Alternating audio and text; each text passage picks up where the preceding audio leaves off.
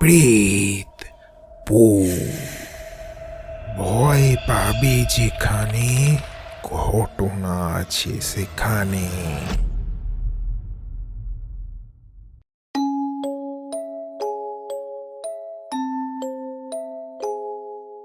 Hello everyone and welcome back to Pretpur YouTube channel, যেখানে আমি আপনাদের জীবনে ঘটে যাওয়া ভয়ানক অভিজ্ঞতা শেয়ার করি। আশা করছি আপনারা সকলেই খুব ভালো আছেন। আজ 14 নম্বর এপিসোডে আমি অরিজিৎ আছি আপনাদের সাথে। সত্যি এই পৃথিবীতে কত কিছুই না অদ্ভুত ঘটে। আমাদের দৈনন্দিন জীবনেও আমরা এমন অনেক কিছুই দেখতে পাই যেটা আমরা অনেক সময় এড়িয়ে যাই।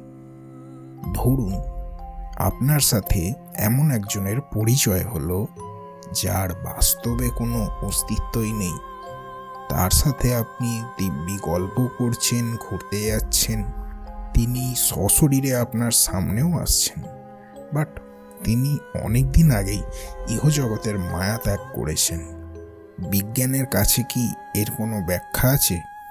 আচ্ছা, আপনার কি মনে হয়, ব্যাখ্যা নেই নাকি আমরা আজও অজানাকে জানার ব্যাপারে অনেকটাই পিছিয়ে আছি?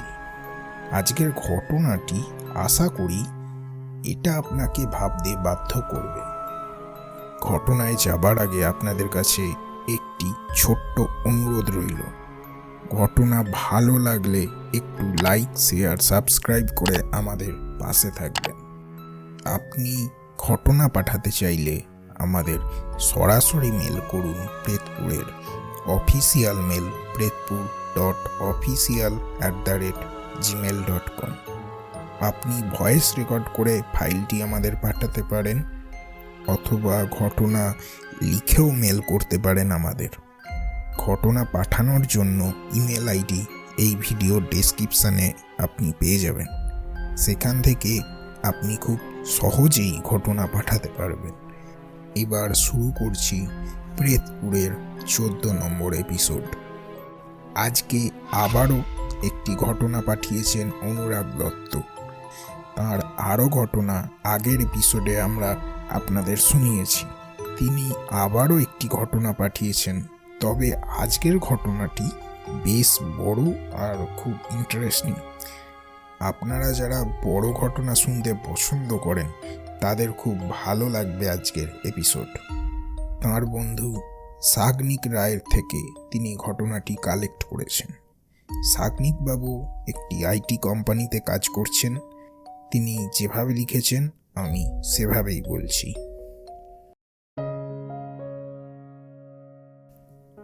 সাগনিক আমার ছোটবেলার বন্ধু।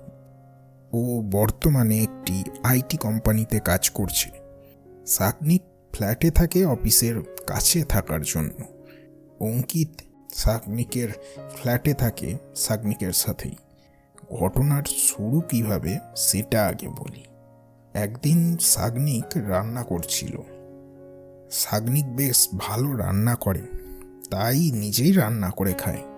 একদিন সাগনিকের ফোনটা বাজছিল, তো অঙ্কিত সাগনিককে বলে, সাগনিক তেরা ফোন বাজ রাহা হ্যায়। সাগনিক কিচেন থেকে বলল, আ রাহা হুঁ অঙ্কিত। ও দ্রুত কিচেন থেকে ডাইনিং কাম ড্রয়িং রুমে এসে সেন্টার টেবিল থেকে ফোনটা নেয়। দেখলো সুজয়ের ফোন। ফোনটা রিসিভ করে কানে ধরে কথা বলতে বলতে দ্রুত কিচেনে ফিরল। হ্যাঁ বল সুজয়।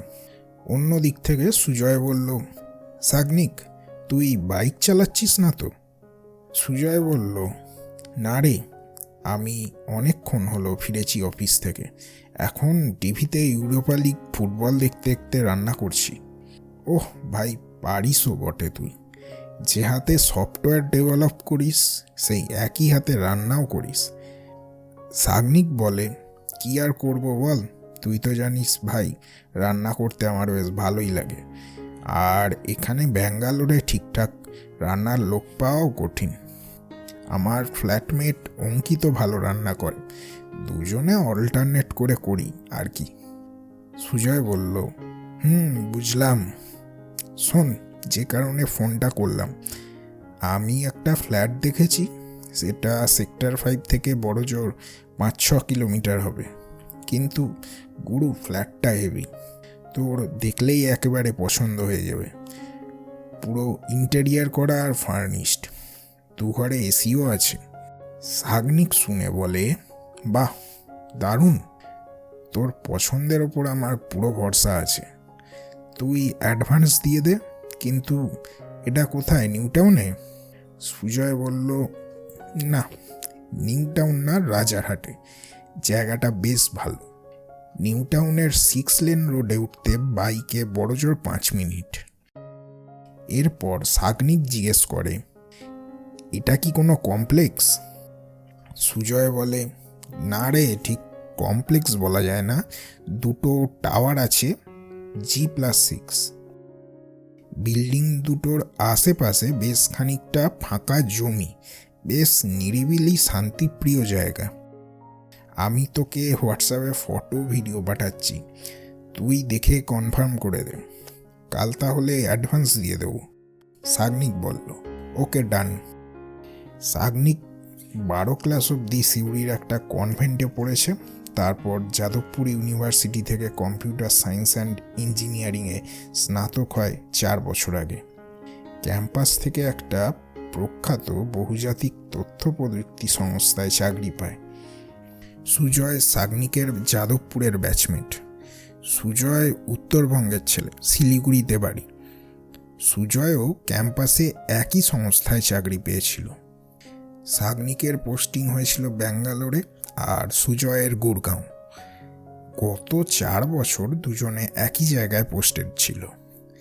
বর্তমানে ওদের সংস্থা পুরো ভারতে ব্যবসা বৃদ্ধি করছে, সেই জন্য কলকাতার অফিস বড় করেছে এবং অনেক কর্মীকে বদলিও করেছে। সাগনিক সুজয় দুজনেরই কলকাতায় পোস্টিং। সুজয় ইতিমধ্যে কলকাতা অফিসে জয়েন করেছে, 7 দিন হলো। সাগনিক পরের সপ্তাহে ব্যাঙ্গালোর অফিস থেকে রিলিজ পাবে। ওরা ঠিক করেছে একটা অ্যাপার্টমেন্ট শেয়ার করবে দুজনে। সাগনিক ব্যাঙ্গালোরেও অঙ্কিত পান্ডে নামে এক কলিগের সাথে অ্যাপার্টমেন্ট শেয়ার করত। সাগনিক আর সুজয় দুজনেই অবিবাহিত। সাগনিকের কলেজে একটা অ্যাফেয়ার ছিল, মেয়েটার নাম ছিল রিয়া। বছরখানেক আগে ওদের ব্রেকআপ হয়ে যায়। সাগনিক সফটওয়্যার ডেভেলপার আর সুজয় নেটওয়ার্ক স্পেশালিস্ট। পরের শনিবার সন্ধ্যাবেলায় দমদম এয়ারপোর্টে নেমে সাগনিক সুজয়কে ফোন করে জানতে চায় যে ফ্ল্যাটের লোকেশনটা কোথায়। ইতিমধ্যে সুজয় ফ্ল্যাটে শিফট করেছিল। সাগনিক একটা অ্যাপ ক্যাব নিয়ে গন্তব্যস্থলে পৌঁছালো। সেটা ছিল ডিসেম্বরের প্রথম সপ্তাহ। হালকা ঠান্ডা পড়েছে। ক্যাব থেকে নেমে দেখে 2টো 7তলা বিল্ডিং পাশাপাশি। মেন গেটের ওপর এলইডি ডিসপ্লেতে জল করছে ফ্ল্যাটের নাম। বিশেষ কারণবশত আমি নামটা লিখলাম না। জায়গাটা একটু নির্জন, শীতের সময়, তাই রাত 8টাতেই মনে হচ্ছে অনেক রাত। চারিদিকে ঝিঁঝি পোকার ডাক শোনা যাচ্ছে। বিল্ডিংয়ের সামনের কমন লাউঞ্জে সুন্দর আলো জ্বলছে, বেশ একটা প্রিমিয়াম হোটেল ফিল আসছে। টাওয়ার দুটোর অনেক ফ্ল্যাটে আলোও জ্বলছে। বিল্ডিংগুলোর যে সামনের রাস্তাটা ছিল সেটা প্রায় 25 থেকে 30 ফিট হবে। রাস্তায় আলো অপেক্ষাকৃত কম, চারিদিক নির্জন অন্ধকার। এমন জায়গায় এই টুইন টাওয়ারটা একটু বেমানান। সাগনিক টাওয়ারের এ ব্লকে ঢুকে কেয়ারটেকার গোপাল দাসের দেখা পেল। গোপাল দাসের সাথে ও প্রাথমিক আলাপ পরিচয় করতে লাগলো। ও বেশ মিশুকে ছেলে, অচেনা মানুষ দেখলে খুব তাড়াতাড়ি মিশে যেতে পারে। 4th ফ্লোরের ফ্ল্যাট নম্বর 4C-তে এসে সাগনিক কলিং বেল বাজাতে সুজয় দরজা খুলে দিল। 2 বছর পর সামনাসামনি দেখা হলো দুই বন্ধুর। চাকরিতে জয়েন করার 2 বছর পর সুজয় একবার অফিস ট্যুরে ব্যাঙ্গালোর গেছিল। সে সময় দুপুরে লাঞ্চ টাইমে সামান্য সময়ের জন্য ওদের দেখা।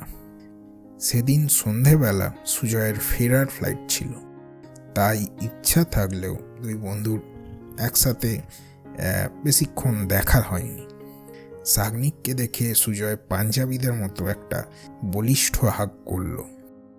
সাগনিক হেসে বলে, আবে তুই তো জাটদের দেশ থেকে পুরো জাট হয়ে গেছিস। কলকাতা অফিসে জয়েন করার কয়েকদিনের মধ্যেই সাগনিক বেশ পরিচিত হয়ে উঠেছিল ডিপার্টমেন্টে। সেটা তার মিশুকে স্বভাব, সুন্দর চেহারা আর কাজের প্রতি নিষ্ঠার জন্য। সাগনিক যেদিন ফ্ল্যাটে এসেছিল তার পরের সপ্তাহে রবিবার ওদের আবাসনে একটা রুফটপ উইন্টার কার্নিভাল আয়োজন করা হয়েছিল, যেখানে সুজয় আর সাগনিকও অংশ নিয়েছিল। সাগনিক সকলের সাথে আলাপ করছিল। ওরা জেনেছিল ওদের টাওয়ারে মোট 24টা ফ্ল্যাটের মধ্যে কেবল 10-11টা ফ্ল্যাটে লোকজন থাকে। বাকি ফ্ল্যাট হয় বন্ধ থাকে অথবা কিছু ফ্ল্যাটের মালিকরা মাঝে মধ্যে আসে। ওদের টাওয়ারে নাকি একজন সেলিব্রিটিও থাকে। বেশ কয়েকদিনের মধ্যে সাগনিক বাসস্থান, অফিস, যাতায়াত সব কিছুতেই বেশ স্বাচ্ছন্দ্য হয়ে গিয়েছিল। সেদিন সকাল থেকেই আকাশ কালো করেছিল। গুগলের আবহাওয়া রিপোর্ট বলছিল বৃষ্টি হবে বিকেলের পর। শীতের প্রথম বৃষ্টি মানে ঝাঁকিয়ে ঠান্ডা পড়বে। সাগনিক অফিস বেরোনোর সময় একটা ছাতা নিয়েই বেরিয়েছিল। সারাদিন খুব ব্যস্ততার মধ্যে ছিল অফিসে। অফিস থেকে বেরোতে প্রায় রাত 9টা বেজে যায়। বাইরে এসে দেখেছিল ঝিরঝির করে বৃষ্টি শুরু হয়েছে। সেদিন আবার সুজয় অফিস ট্যুরে ছিল। দেরিও হয়ে গিয়েছিল, তাই ফেরার পথে নিজের জন্য কিছু খাবার কিনে নিয়েছিল। ফ্ল্যাটে ঢুকতেই কেয়ারটেকার গোপাল দাসের সাথে দেখা। সাগনিক জিজ্ঞেস করে, কি খবর গোপাল কাকু, সব ঠিক আছে তো? গোপাল বাবু বলেন, এই চলে যাচ্ছে বাবা, তা এত দেরি হলো আজ? গায়ের জলটা ঝাড়তে ঝাড়তে সাগনিক বলল, আর বলো না, বড্ড চাপ রয়েছে অফিসে। কাল আবার সকাল 7টায় বেরোতে হবে। এ কথা শুনে গোপাল বাবু বলেন, ওরে বাবা, পারো বটে তোমরা, তাড়াতাড়ি যাও, খেয়ে শুয়ে পড়ো, গুড নাইট। সাগনিক ও গোপালবাবুকে শুভরাত্রি জানিয়ে লিফটের দিকে চলে গেল। লিফটে ঢোকার আগে ও ছাতাটা খুলে জল ঝেড়ে গোটাচ্ছিল। হঠাৎ একটা পায়ের শব্দ আর খুব সুন্দর একটা পারফিউমের গন্ধ পাওয়াতে পেছন ফিরে তাকালো। দেখলো একটা অল্প বয়সী মেয়ে এসে দাঁড়িয়েছে ওর পেছনে। মেয়েটার মুখের দিকে তাকিয়ে ও অবাক হয়ে গেল। অপরূপ সুন্দরী আর আকর্ষণীয় মেয়েটি। সাগনিকের মেয়েটিকে বেশ চেনা চেনা লাগছিল, কোথাও যেন দেখেছে ওকে। রিয়ার সাথে ব্রেকআপের পর সেরকম কেউ আর ওর জীবনে আসেনি। দু একটা ছোটোখাটো ডেটিং করেছে, কিন্তু সেভাবে কাউকেই মনে ধরেনি।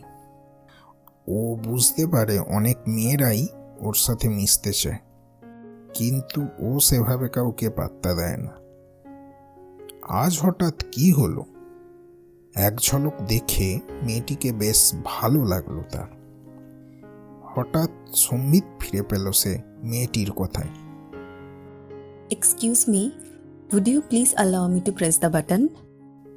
সাগনিক বেশ লজ্জিত হয়ে একটু স্মিত হেসে বলে, oh, I am extremely sorry ma'am.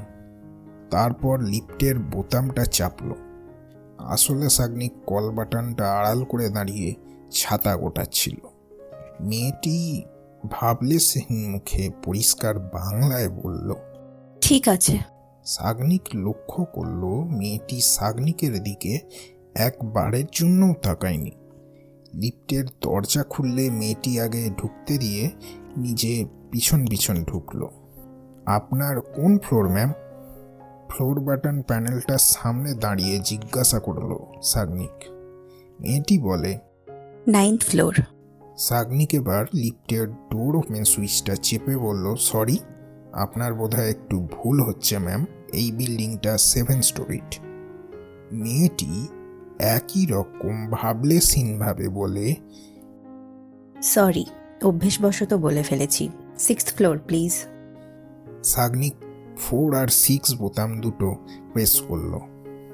Lift চলতে শুরু করলো। সাগনিক ক্রমাগত আর চোখে মেয়েটাকে দেখে যাচ্ছিল, কিন্তু মেয়েটি অপলকভাবে সামনের দিকে তাকিয়েছিল। সাগনিক ভীষণ হতাশ হয়েছিল, কারণ আজ অবধি কোনো মেয়েই এভাবে তাকে উপেক্ষা করেনি। তাছাড়া কেন যেন মেয়েটিকে ওর ভীষণ ভালো লেগে গেছে। 4th ফ্লোরে লিফটের দরজা খুললে সাগনিক বেরোতে যাচ্ছিল। ঠিক সে সময় মেয়েটি পেছন থেকে বলল, এক্সকিউজ মি, আমি কি জানতে পারি আপনি কোন ফ্ল্যাটে থাকেন? আসলে আমি এখানে রেগুলার থাকি না। আমার ডোর লকটা লাস্ট টাইম খুব ট্রাবল দিয়েছিল। দরজাটা একটু জোরে টেনে খুলতে হয়। যদি আমি পারি তো ঠিক আছে, না হলে আমি একটু আপনাকে ডাকবো, যদি না আপনার কোনো অসুবিধা থাকে। সাগনিক লিফটের দরজাটা হাত দিয়ে ধরে উত্তেজনায় বলল, মাই প্লেজার ম্যাম, আমি 4C-তে থাকি, আমি কি আসবো এখন? মেয়েটি নিরুত্তাপ স্বরে বলে, এখন প্রয়োজন নেই, দরকার হলে ডাকবো। It's okay ma'am, I am Sagnik. আপনার নামটা জানতে পারি কি? রোহিণী। মেয়েটি বলে। লিফটের দরজা ছেড়ে দিল সাগনিক। ফ্ল্যাটে ঢুকে সাগনিক ফুরফুরে মেজাজে হাত ধুয়ে চেঞ্জ করে এক কাপ কফি নিয়ে বসে। কিছুক্ষণ টিভি চালিয়ে চ্যানেল স্ক্রোল করতে থাকে। তারপর ওর মাকে ফোন করে। মার সাথে ওর সম্পর্ক বন্ধুর মতো, তাই রোজ রাতে সারাদিনের বিশেষ মুহূর্তগুলো মায়ের সাথে শেয়ার করে নেওয়া ওর অভ্যাস। কিছুক্ষণ কথা বলার পর ওর মা বলল, আজকে আমার বেটাকে খুব খুশি খুশি লাগছে, কি ব্যাপার? সাগনিক রোহিণীর কথা বলে মাকে, জানো মা, ওকে আমার কেন যেন খুব চেনা চেনা লাগছে। কোথায় যেন দেখেছি ওকে, মনে করতে পারছি না। মা ইয়ার্কির ছলে গম্ভীরভাবে বলে, তাহলে হবে হয়তো তোর আগের জীবনের সাথী।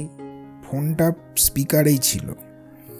বোন সব কিছু শুনে দাদার পিছন লাগতে শুরু করে। বোন বলে, মা, তোমার ছেলে এই জীবনে কোনো ভালো বান্ধবী না পেয়ে শেষে গত জন্মের সাথী পেল? শুনে সাগনিক রেগে বলে, তোমরা দুজনে আমার লেগ পুল করছো, ছাড়ো, আর তোমাদের কিছু বলবো না। শুনে মা বোন দুজনেই খুব হাসতে থাকে। তারপর তার মা বলে, আরে তুই মজাও বুঝিস না, বাচ্চাই রয়ে গেলি এখনো। মা বোনের সাথে কথা শেষ করে ও রাতের খাবার খেয়ে নিল।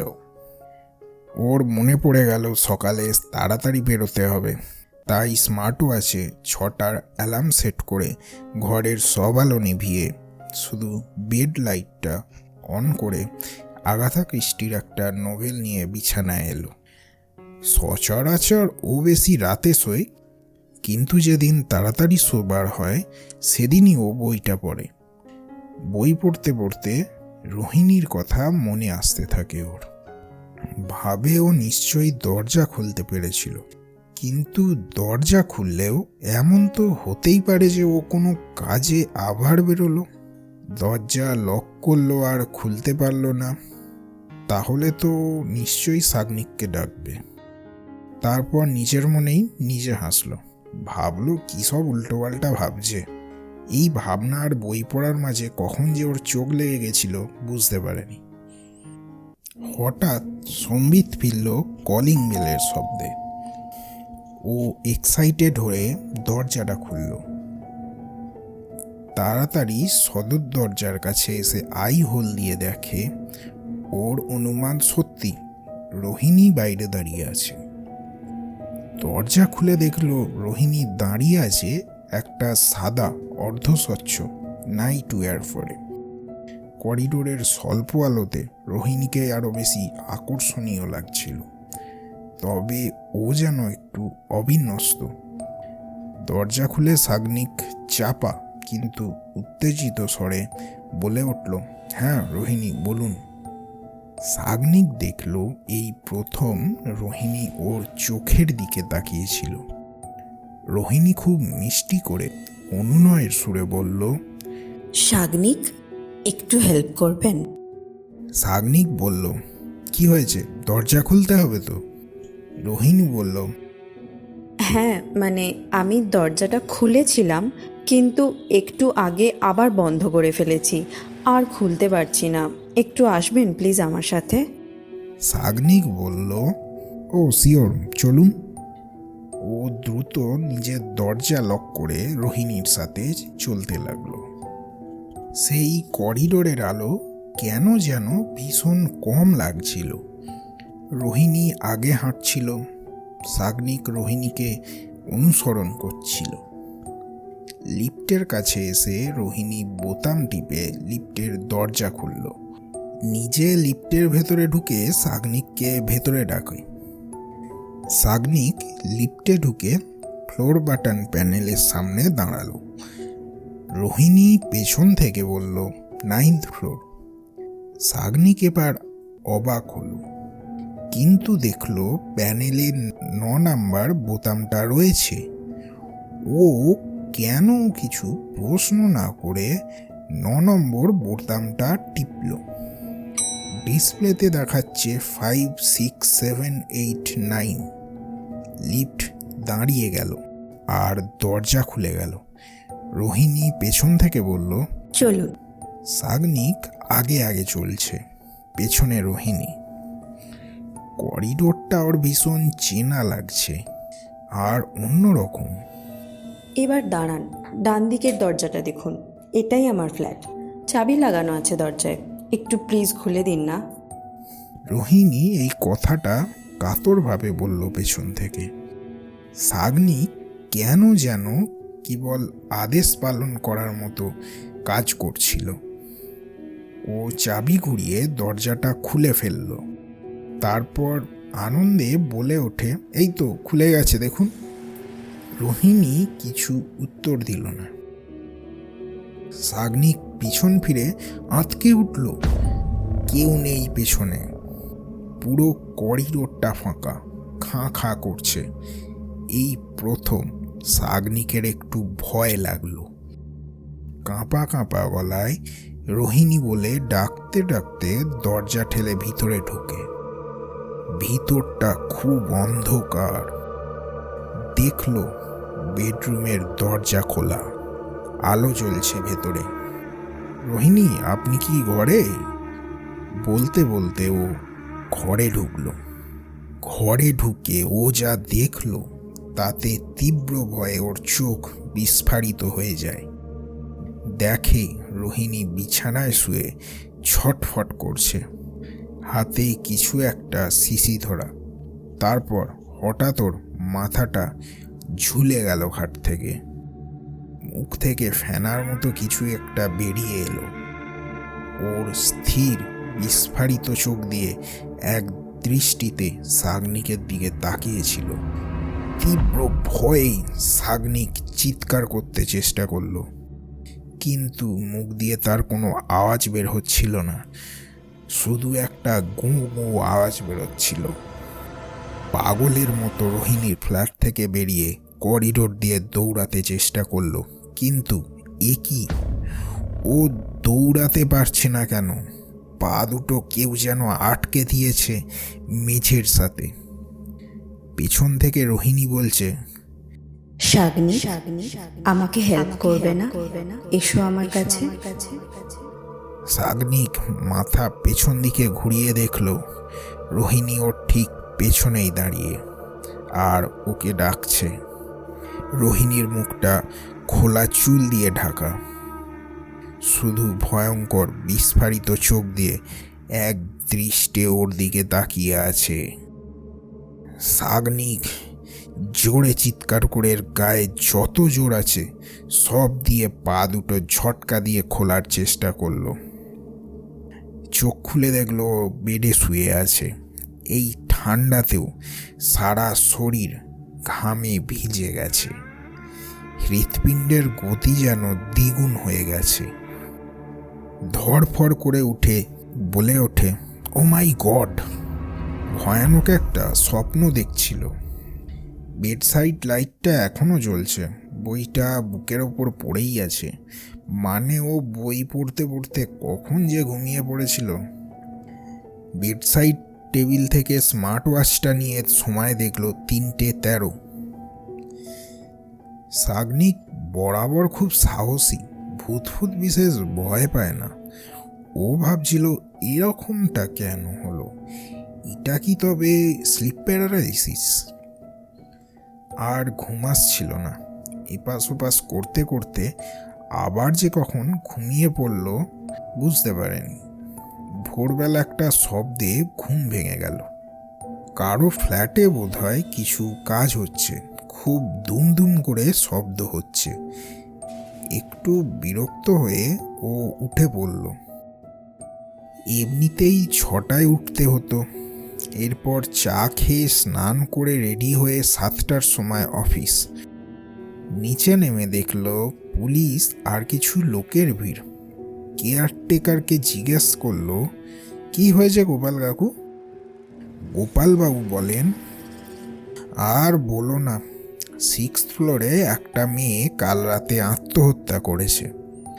আর ভালো কথা, তুমি কি ওকে দেখেছো?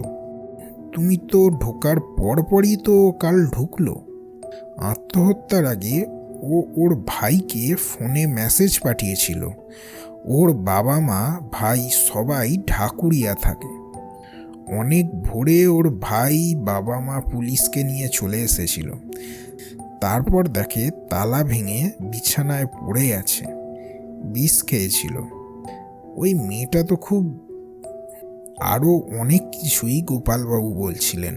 তার আগে সাগনিক পার্কিং লটের দিকে চলে যায় বাইক নেবার জন্য। অফিসে গিয়ে কিছুতেই কাজে মন বসছিল না। লাঞ্চের সময় অঙ্কিতের ফোন আসে। অনেক বড় ধাক্কা অপেক্ষা করছিল সাগনিকের জন্য। ওপাশ থেকে অঙ্কিত বলে, সাগনিক তুনে নিউজ দেখা? সাগনিক না বলাতে অঙ্কিত বলে, আরে তেরা রোহিণী। সাগনিক অবাক হয়, ভাবলো অঙ্কিত কি করে জানলো রোহিণীর কথা বলছে। অঙ্কিতের এবার কাল রাতের কথা মনে পড়ে। সে স্বপ্নে যা যা দেখেছিল। সাগনিকের মাথায় যেন বাজ পড়ল। পরের দিন টিভি চ্যানেলে জানতে পারে সেদিনের তাদের যে ফ্ল্যাট ছিল সেখানে রোহিণী আত্মহত্যা করে রাত 3:30। সাগনিক নিউজ দেখে ভীষণ অবাক হয়, কারণ সেই সময় সে ঘুম থেকে জেগে ওঠে। সাগনিকের সাথে এরপর সেভাবে কিছু হয়নি। সাগনিক এরপর ফ্ল্যাট চেঞ্জ করে নেয়। ঘটনাটি এই পর্যন্তই ছিল। ভালো লাগলে পড়ে শুনিও। প্রেত পো ভয় পাবে যেখানে ঘটনা আছে সেখানে। থ্যাংক ইউ অনুরাগ বাবু। আজকের ঘটনাটিও খুব ভয়ানক ছিল। আশা করছি আপনাদের সকলের খুব ভালো লেগেছে। সত্যি কি ভীষণ অদ্ভুত না? আজকের ঘটনাটি আপনাদের কেমন লাগলো কমেন্ট করে জানাবেন। আবারও বলে রাখি, আমাদের ঘটনা পাঠাতে হলে আমাদের ডেসক্রিপশন সেকশানে মেল আইডি পেয়ে যাবেন। সেখান থেকে আপনি আপনার ঘটনা আমাদের পাঠিয়ে দিন। ভালো লাগলে অবশ্যই লাইক শেয়ার করবেন, আর প্রেতপুর চ্যানেলে নতুন হলে সাবস্ক্রাইব করে বেল বাটন অন করে দেবেন। আমাদের আরও ঘটনা শুনতে চাইলে ভিডিওর বাম দিকে যে বক্সটি দেখতে পাচ্ছেন সেখানে গিয়ে আপনি আরও ঘটনা শুনতে পারেন। আজ এই পর্যন্তই।